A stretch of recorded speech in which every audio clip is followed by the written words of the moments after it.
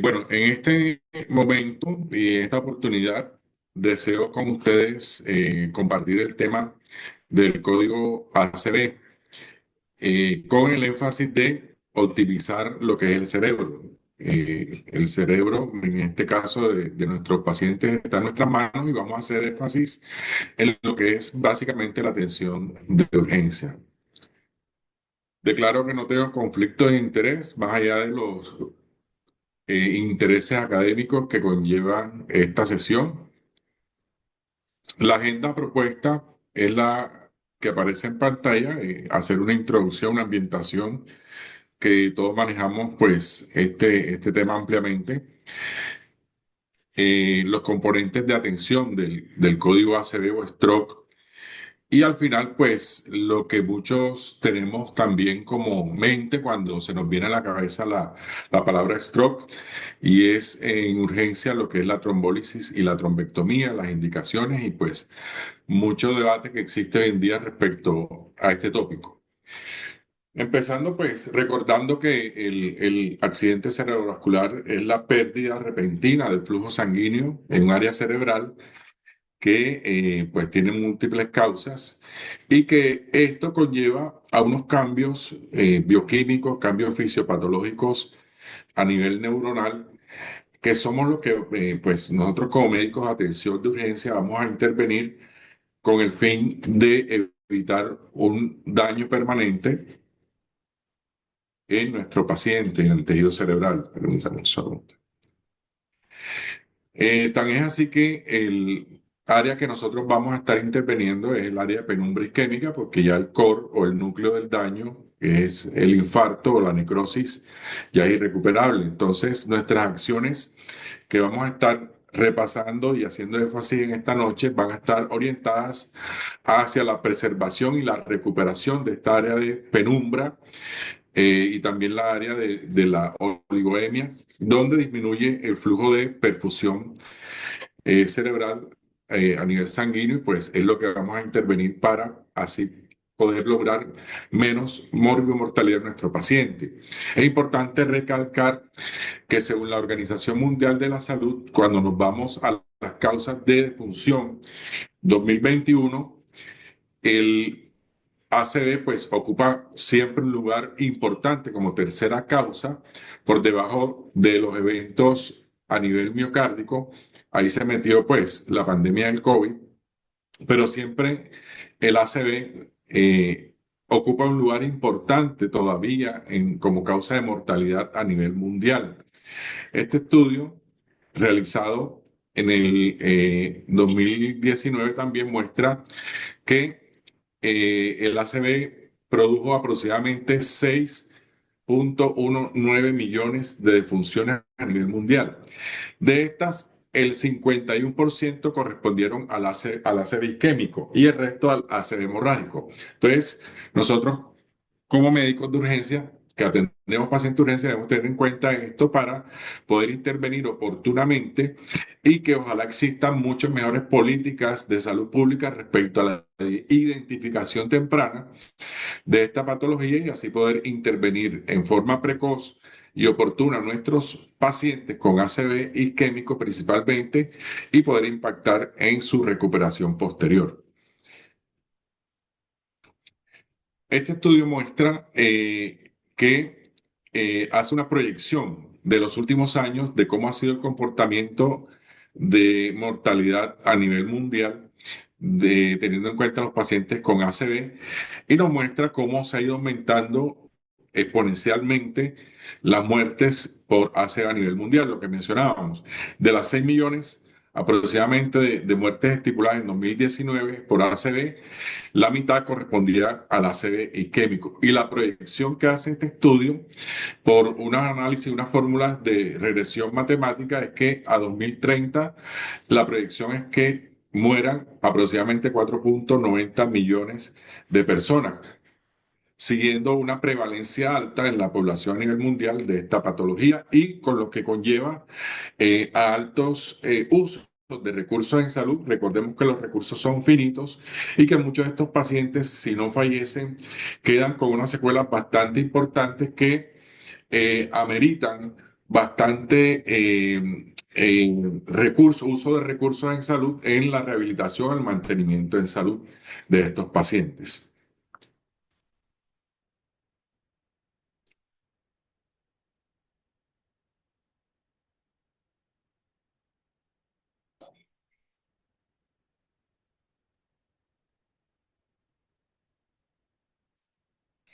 Es importante también recordar que las estadísticas que nos muestran que solamente, y esto es impactante, del 3 al 8% de los pacientes que deberían recibir tratamiento con trombólisis farmacológica lo reciben. O sea, es un porcentaje bastante bajo de los pacientes que deberían recibir esta terapéutica que impacta en la sobrevida. Y eso en los estudios muestran, como este que traigo a colación, que existen bajas políticas, las razones por las cuales estos pacientes o esta población, este porcentaje bajo de la población recibe tratamiento cuando debería ser más del 40%, es que existen todavía bajas políticas públicas sobre síntomas de ACV. Eso lo entendió mucho el país norteamericano y por eso es que hoy en día existen muchas políticas públicas de identificación temprana y es así que las escalas o los scores de detección temprana ya han sido traducidas al español, teniendo en cuenta que mucha población norteamericana es de habla hispana, teniendo en cuenta pues acercar a que el paciente consulte de una manera precoz a los centros de atención médica. También de que existen insuficientes fondos de infraestructura para la atención de estos pacientes, de que no existe aún en muchos centros personal entrenado en administrar la trombólisis farmacológica mediante el activador plasminógeno tisular y que esto también se constituye en barrera para que muchos de estos pacientes no reciban oportunamente esta terapia beneficiosa.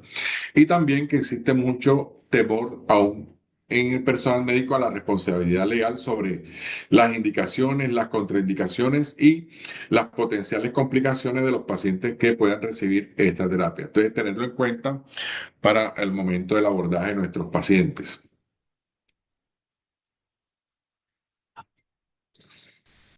En ese orden de ideas, más allá de pensar nosotros cuando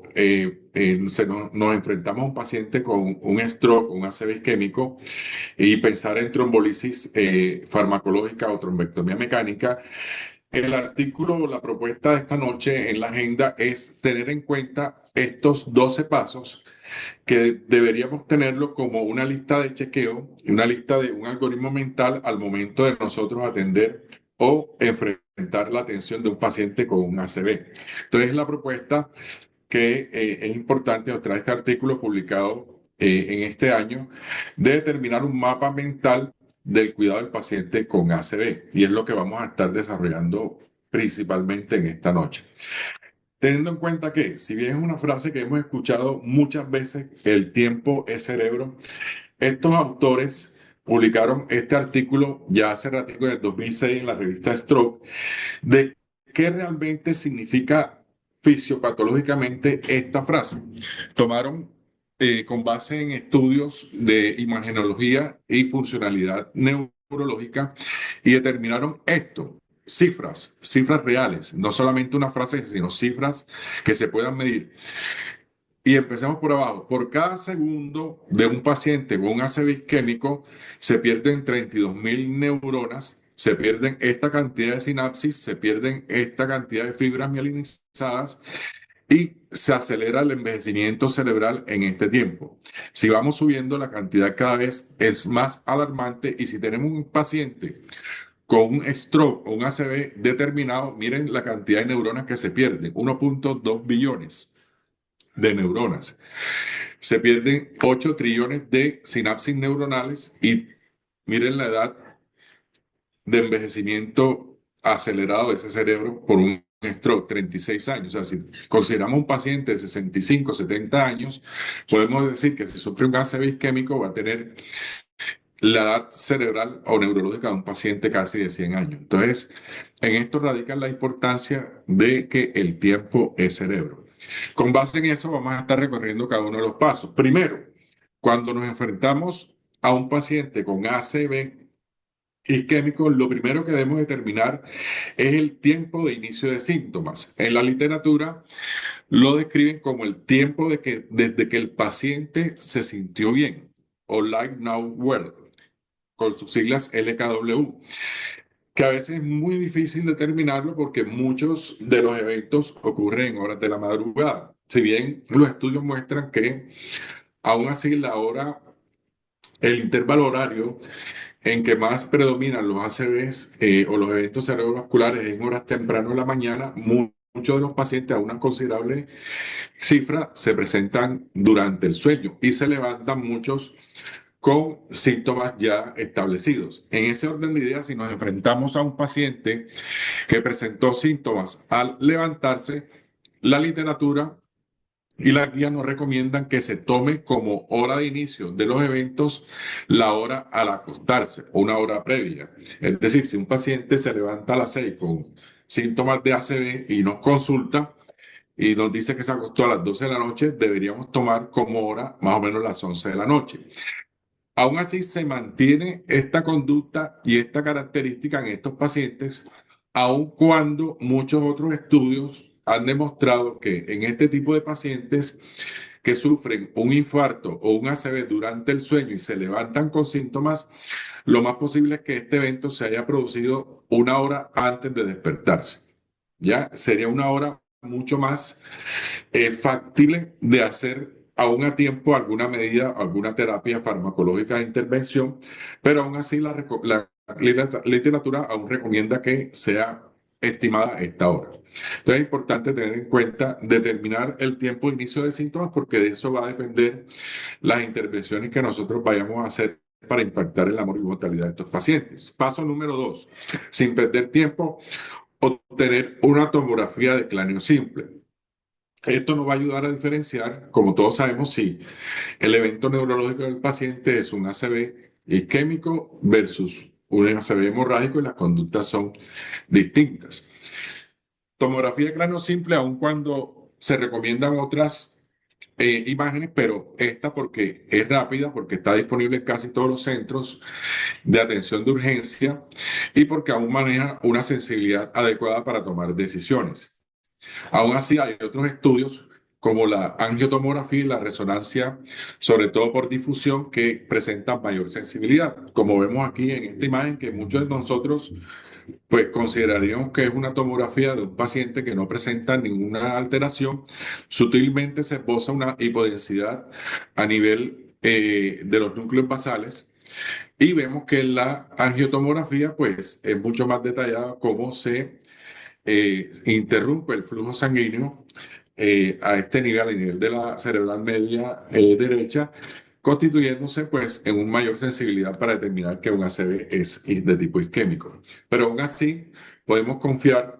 en la imagen por tomografía para tomar decisiones y prueba de ello que muchos estudios, sobre todo a nivel de Norteamérica, muestran que en promedio se están demorando menos de 45 minutos desde el ingreso del paciente a realizar una tomografía y a tener una lectura como tal de la misma. Idealmente nosotros podríamos tenerla acá, Dios mediante. Además de eso, pues la escala APEC, que posteriormente se puede determinar como mecanismo o herramienta no solamente para establecer el pronóstico del paciente, sino tomar otras conductas como la trombectomía mecánica, como vamos a ver más adelante. Y el paso 3 que debemos realizar ante un paciente con una clínica de un ACV, teniendo en cuenta los dos anteriores, es realizar una escala. La más recomendable es la escala NIHSS del National Institute of Health Stroke Scale, que es una escala ampliamente validada que va de 0 a 42 puntos, que nos muestra el grado de severidad o discapacidad que pueda tener el paciente que está sufriendo un evento neurológico agudo. Vemos acá cómo esta escala se establece y a nivel de Norteamérica se han hecho muchas campañas de capacitación al personal tanto médicos como paramédicos, de la aplicación de la misma de una forma muy rápida. Si bien son bastantes ítems, pero nos permiten hacer un abordaje muy integral del estado neurológico del paciente, de su lenguaje y del grado de presentación de disartria y o afasia en nuestros pacientes. Vemos acá la escala, cada uno de los ítems y la clasificación de la severidad del stroke según el puntaje mismo que va de 0 a 42, siendo los puntajes mucho más altos, mayor severidad de compromiso neurológico del paciente. Entonces, teniendo en cuenta ya estos tres pasos, si ya lo hemos hecho, si ya tenemos la imagen, tenemos el tiempo y tenemos la escala Niche, si es un paciente candidato, ya deberíamos estar preparando y pensando en el agente trombolítico para administrar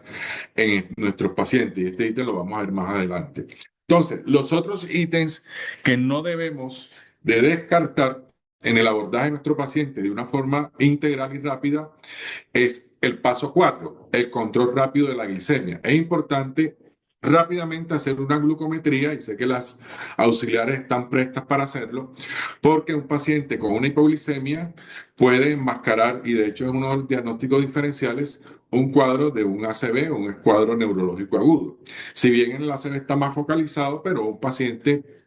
que tenga una alteración generalizada del estado de conciencia por una hipoglicemia, no podemos diferenciarlo de que un paciente tenga un ACV bastante importante. Entonces, por eso es importante tomar una glucometría,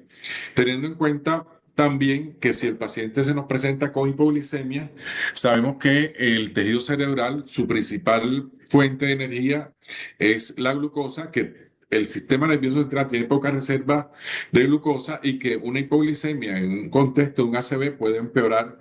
el cuadro por mayor deterioro tisular y también, pues ya lo que habíamos comentado, de simular un ACV. Entonces, por lo tanto, un paciente con hipoglicemia es importante hacer la corrección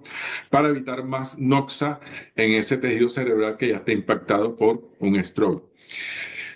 En cuanto a la hiperglicemia, le traigo esta diapositiva, este film un poquito recargado, pero es para mostrarle todos los estudios que existen hoy en día que han demostrado que la hiperglicemia, también como la hipoglicemia, causa mayor noxa, mayor daño y peor pronóstico en el paciente con stroke. Se ha demostrado por estudios que la hiperglicemia, fuera de los pacientes que son diabéticos, se presenta muy frecuentemente en los pacientes con ACV por el mismo estrés metabólico a que está sometido el paciente en ese momento. Y pues todos los estudios han mostrado que la hiperglicemia es un marcador independiente de peor pronóstico, de peores resultados funcionales y recuperabilidad del paciente, mayor mortalidad en los 30 días siguientes de presentarse un ACV, mayor riesgo de transformación hemorrágica con un R bastante importante. Por lo tanto es fundamental que empecemos a manejar tempranamente la hiperglicemia, sobre todo en las primeras horas de presentación del evento neurológico en nuestro paciente.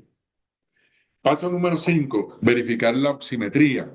Entonces, es importante documentar porque también sabemos que el cerebro está sufriendo y que una hipoxemia puede aumentar el área de necrosis que estamos tratando de limitar y de recuperar el área de penumbra isquémica.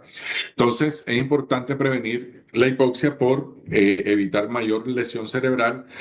Importante tener en cuenta que estos pacientes muchas veces en ACV bastante severos tienen un compromiso neurológico y debemos evaluar,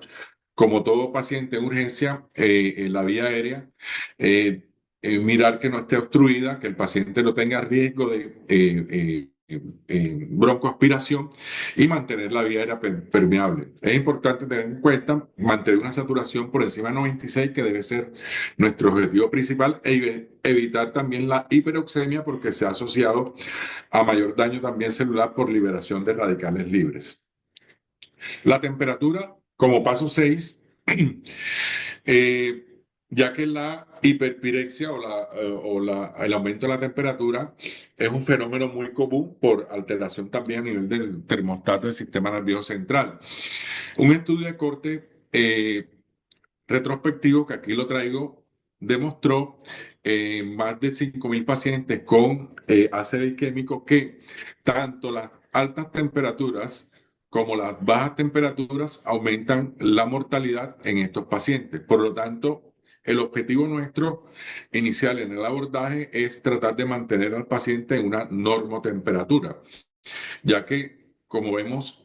en las gráficas, este estudio se realizó en Nueva Zelanda y también en el Reino Unido, y en ambos demostró que las temperaturas fuera del rango de temperatura pueden aumentar la mortalidad en el paciente con stroke. Paso número 7, de ser posible, considerar una consulta neurológica. Sabemos que esta especialidad es muy difícil tenerla a disposición de una manera rápida en nuestros centros de urgencia, pero sería ideal consultar o apoyarse en un especialista, sobre todo para los médicos generales. Este estudio realizado publicado en el año 2023 en varios centros de urgencia de la Florida, mostró o trató de demostrar cuáles fueron los factores que impactaron en la demora de iniciar la trombólisis farmacológica en los pacientes que consultaban por stroke. Además de mostrar que los pacientes que llevaban caminando se demoraban más en recibir la terapia, en los pacientes que había barrera del lenguaje, también demostró que en horas de la noche y cuando no estaba el equipo de stroke que manejaban en estos centros, los pacientes se demoraban mucho más tiempo en recibir la trombólisis de tipo farmacológica. Entonces, los autores concluyen que dentro de los factores que afectan que el paciente reciban a tiempo la terapia y que aumente el riesgo de complicaciones y empeore los resultados, está que no se cuente con un equipo de atención o código stroke a tiempo en la urgencia. Sin embargo, pues todos los médicos de urgencia deberían estar capacitados y ese es el fin de realizar todas estas revisiones y en lo posible apoyarse también con los colegas para abordar el paciente y hacerlo de una manera con calidad y seguridad. Aún así, la moraleja es, y está en la literatura, que la decisión de administrar o no en la trombólisis farmacológica es competencia del médico de urgencias, no de los especialistas de otras áreas. Paso número 8, tratar de mantener al paciente nada vía oral o evaluar rápidamente la deglución. Muchos de estos pacientes presentan alteraciones de la deglución y mientras pues tenemos la oportunidad de evaluar más objetivamente mediante la ayuda de fonoaudiología o de nosotros mismos la deglución, estos pacientes se encuentran en un alto riesgo de desarrollar neumonía por aspiración y mortalidad, como se ha demostrado en este estudio, publicado en 2022 en esta revista, donde se demostró que los pacientes con stroke que presentaban disfagia y no se intervenía tenían una mayor tasa de mortalidad por neumonías broncoaspirativas y complicaciones.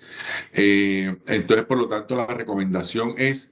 tratar de intervenir esto, si es posible, administrar los medicamentos por sonda nasogástrica y pues evitar la vía oral en lo posible para evitar pues estas complicaciones. En cuanto a los agentes antiplaquetarios, esta revisión de Cochrane mostró que entre más tempranamente se administren los agentes antiplaquetarios con una dosis de 160 a 300 miligramos al día, impacta positivamente dentro de las primeras 48 horas administrar estas dosis en disminuir lo que es la mortalidad y las complicaciones de dependencia de los pacientes con stroke. Entonces, la invitación, desde que se publicó esta revisión de Cochrane, es que lo más tempranamente el paciente con stroke se administre la dosis de antiplaquetarios, en este caso el ácido acetilsalicílico. Los autores recomiendan porque en el caso del paciente no tenga alteración de la deglución o lo tratemos de evitar, se puede administrar también a nivel intrarrectal. En cuanto al paso 10, que es el manejo de la presión arterial, fisiopatológicamente, si recordamos que, y ya lo habíamos mencionado, que lo que vamos a tratar es de recuperar el área de penumbra isquémica, que el flujo sanguíneo cerebral normal va de 50 a 60 mililitros por cada 100 gramos de tejido cerebral, y que en el área de penumbra este flujo se reduce al 50%, y que esto conlleva también a una alteración en la autorregulación cerebral. Por lo tanto, la perfusión o el flujo o la presión de perfusión cerebral o la llegada del flujo sanguíneo a nivel cerebral va a depender directamente de la tensión arterial sistémica. Por lo tanto,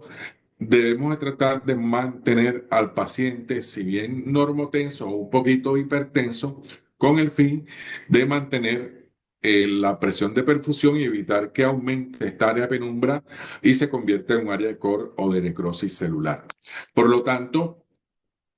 tener en cuenta que la administración de emergencia de un antihipertensivo debe suspenderse si la presión arterial sistólica no es superior a 220 o la diastólica superior a 120, con el fin de evitar disminuir la presión de perfusión a nivel cerebral. O también otras indicaciones en caso dado que nos encontremos frente a un paciente con stroke y tenga otros hallazgos como una disección aórtica o que el paciente sea candidato a trombólisis farmacológica, vamos a intervenir para que esta presión sea un poco más baja. Entonces, tener en cuenta que si un paciente candidato, la presión para trombólisis farmacológica, la presión arterial debe ser máximo de 185, 110. O sea, pues está por encima, aun cuando esté en este rango, debemos intervenirla porque vamos a trombolizar al paciente. Y en términos globales, no administrar antihipertensivo con una reducción más allá del 15% de la presión arterial en el periodo agudo para evitar que el paciente tenga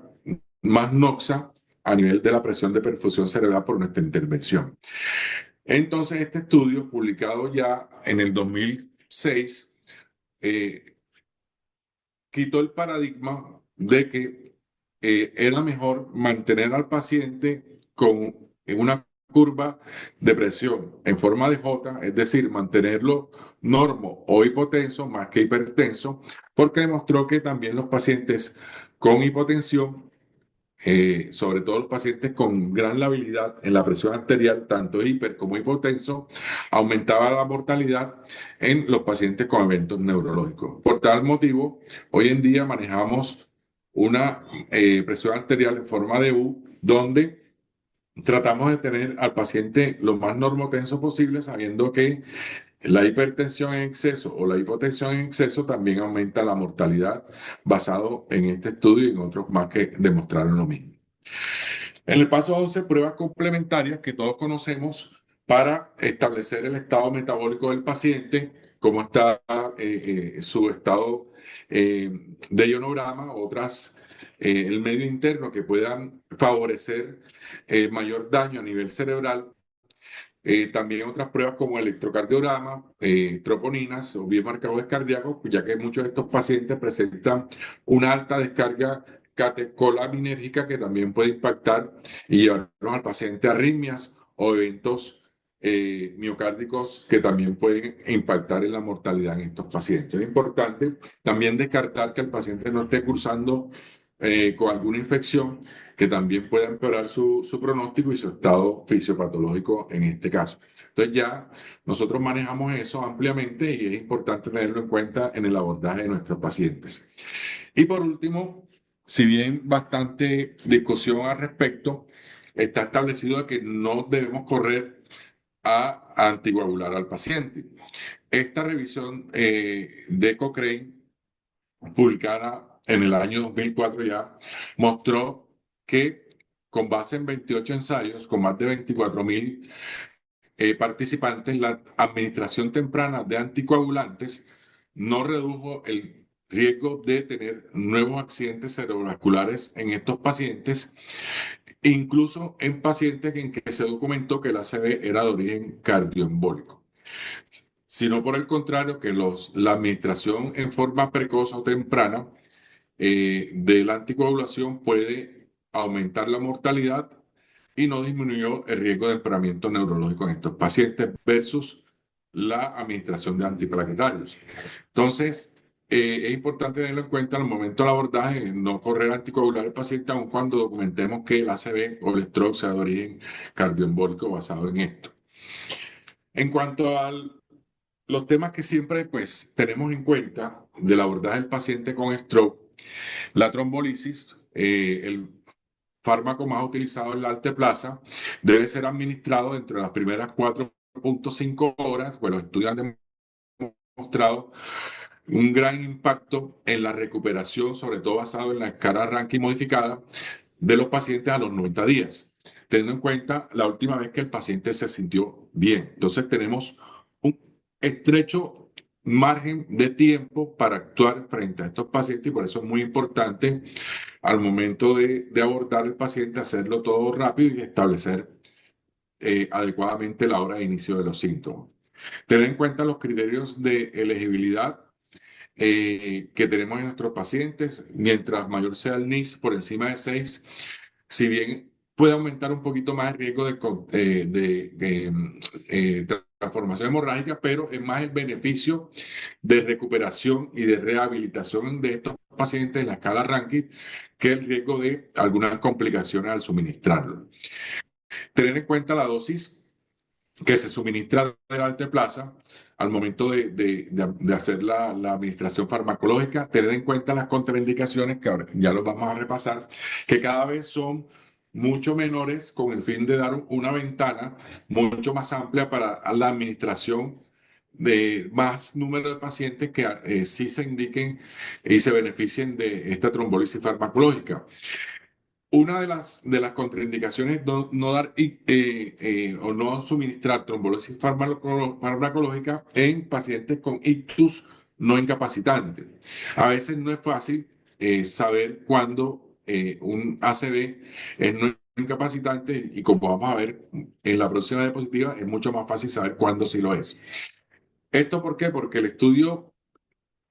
PRIS, doble ciego al autorizado, más de 300 pacientes que tuvieron un NIS bajo con una escala Rankin también muy baja, no se vio o no se evidenció beneficios de administrar trombolisis lógica en pacientes con ACV frente a la administración de antiagregantes plaquetarios. Por eso, hoy en día no se recomienda hacer trombolisis farmacológica en pacientes que tengan un ACV de tipo no incapacitante o con una escala NIS muy baja. Esta contraindicación también fue validada en otros estudios posteriores como el ASUR, que se hizo en más de 140.000 pacientes, y el MARIS, que se hizo en más de 1.000 pacientes, validando lo que había dicho el estudio o establecido el estudio previamente. Entonces, el beneficio de la trombólisis farmacológica es importante tenerlo en cuenta, que depende del tiempo. Entre más tempranamente lo administremos, mucho mejor. Mostrado en esta diapositiva, que si se administró en las primeras horas, en los primeros minutos, el beneficio de los pacientes de recuperabilidad a los 3 meses fue mucho mayor que si se administró, como vemos acá, el beneficio va disminuyendo en la medida en que el tiempo iba corriendo, y a los pacientes que se administraron mucho más tardíamente, el beneficio de recuperabilidad basado en la escala Rankin fue mucho menor. Entonces, no solamente tener en cuenta el rango de 4.5 horas, sino que entre más tempranamente, si es posible, en la primera hora que el paciente me consulta, tengo ya todo listo para administrar la trombolisis farmacológica, se benefician más que los pacientes que se hacen ya más tardíamente, cercano al límite de las horas en que se benefician. Tenemos las contraindicaciones de la trombolisis farmacológica, que como lo mencionaba, cada vez son mucho más reducidas con el fin de beneficiar a muchos más pacientes en cuanto a esta terapia. Y vemos acá en este cuadro que es mucho más fácil identificar cuando un paciente tiene un stroke mucho más incapacitante que uno no incapacitante. Entonces vemos, según la escala NIS, todos estos puntos que nos pueden servir para considerar un stroke muy incapacitante y que se beneficia de terapia trombolítica farmacológica. En ese orden de ideas, la literatura propone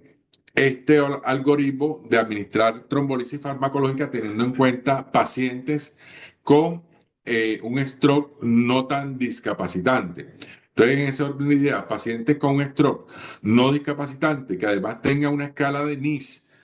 menor de 1 no se beneficiarían con los estudios previos que hemos mostrado de recibir la terapia farmacológica. Si este mismo paciente tiene una escala NIS entre 2 y 5, ya quedaría a consideración de nosotros como médicos tratantes de urgencia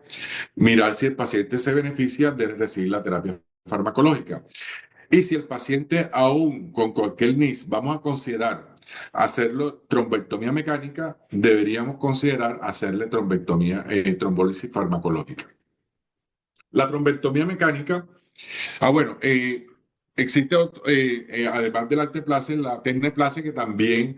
en muchos estudios se ha validado como una alternativa, en nuestro medio no es muy disponible, y también se observó los mismos beneficios del alteplase administrarla en las primeras 4.5 horas. Otros estudios han demostrado que no existe beneficio más allá de este tiempo, sobre todo en el impacto a los 90 días de la recuperabilidad basada en la escala Rankin. La trombectomía mecánica es una terapia que es muy beneficiosa para estos pacientes, demostrado por el estudio inicialmente el Mr. Clean en el 2015, que mostró beneficios dentro de las primeras 6 horas de iniciados los síntomas frente a la terapia estándar, mostrando una mejoría de la escala Rankin en los pacientes seguidos a 90 días. Vemos acá cómo sigue las imágenes cuando ya se hace la arteriografía y al hacer la trombectomía mecánica, cómo se logra mucha recuperabilidad del tejido que no estaba perfundido y aún así impactar en la recuperación y la rehabilitación del paciente con un stroke. Entonces, los pacientes para la trombectomía endovascular son aquellos pacientes candidatos que se les hizo trombectomía o trombólisis IV que presentan una ventana estándar de 6 horas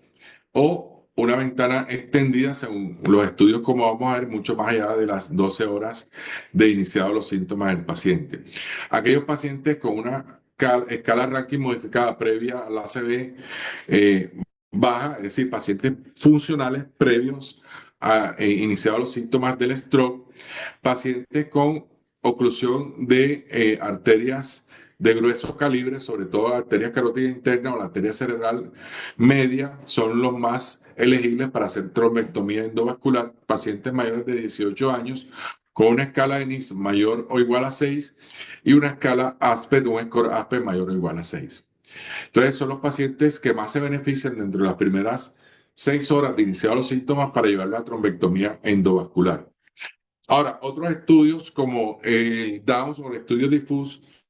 han considerado y han mostrado resultados de hacer trombectomía endovascular más allá de las 6 horas dentro de las primeras 24 horas de iniciado los síntomas. Y en esos pacientes, pues, se debe considerar en aquellos que cumplen cada uno de estos ítems, ya que estos estudios han demostrado una disminución de la discapacidad en este tipo de pacientes. Les agradezco mucho su atención y quedo atento a preguntas y sugerencias